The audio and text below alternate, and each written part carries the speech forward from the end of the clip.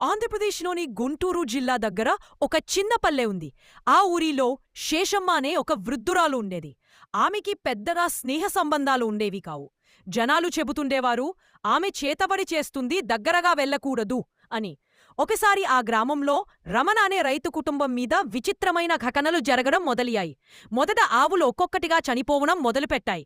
తర్వాత ఇంట్లో ఎవరూ లేని సమయంలో పాత్రల స్వయంగా కదిలేవి. రమణ భార్య రాత్రిళ్ళు ఎవరో తలుపు దగ్గర నిలబడి ఉన్నట్టు అనుభవించేది. కాని బయటికి వెళ్లి చూసేసరికి ఎవరూ ఉండేవారు కాదు. అంతలో రమణకి ఒకరోజు రాత్రి భయంకరమైన కళ్ళచేది. ఎవరో బూడిదరంగు బట్టలు కట్టుకుని, తలపై నిమ్మకాయలు పెట్టుకుని అతని ఇంటి ముందు మంత్రాలు జపిస్తున్నట్టు. మరుసటి రోజు ఉదయం లేచి చూసేసరికి ఇంటి తలుపు ముందు నిమ్మకాయలు, ఎరుపు కుంకుమ, మేకగోర్లు కనిపించాయి. దీంతో గ్రామస్తులంతా ఒక్కసారిగా భయపడ్డారు. ఇది శేషమ్మ చేతబడి పని అని అందరూ అనుకున్నారు. గ్రామ పెద్దలు ఒక పూజారిని పిలిపించారు. ఆయన మంత్రాలతో ఆ ఇంట్లో హోమం చేశారు.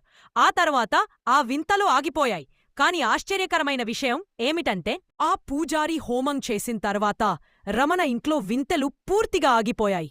కాని శేషమ్మ అనూహ్యంగా చనిపోవడం అందర్నీ షాక్కి గురిచేసింది. గ్రామ పెద్దలు చివరికి ఇలా అన్నారు: చేతబడి ఎంత శక్తివంతమైనదైనా అది ఎప్పటికీ తిరిగి చేసిన వారికే హాని చేస్తుంది. ఆ రోజునుంచి ఆ గ్రామంలో ఎవరూ చేతబడి గురించి మాట్లాడటానికైనా భయపడిపోయారు. శేషమ్మ ఇంటిని ఇప్పటికీ ఎవరూ దగ్గరగా వెళ్లరని అంటారు.